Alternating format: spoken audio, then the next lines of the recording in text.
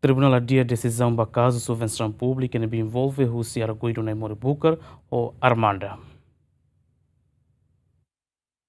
Tuirazenda Tribunal Primeira Instância de terça semana se fosse a decisão icus caso subvenção pública partido conto nebe envolve husi José Naimori Bukar, Armanda Berta dos Santos, no diretor executivo partido conto, o inicial MRM nebe responsável ba relatório. Mas bem ela hora saturou na decisão oficial justiça contacto ba advogado privado katak decisão ba caso adia fali balorong hito fula novembro e a tucusia der. Antes nele husi alegação Ministério Público Russo Tribunal ato aplica pena multa dólar $5 ba arguidu na intolu, tamba arguidu sira halo execução ba fundo subvenção pública tina rua ronlu recém rua, consegue halo relatório ba Comissão Nacional Eleição, mas be laia justificação claro. Além de parte defesa Russo Tribunal atual notificação ba Comissão Nacional Eleição, onde devolve fali fundo subvenção pública partido contunian, nebe suspende hela yatina rua nulo recintolo. Santina de Jesus, Jacinto Fuca, GMN.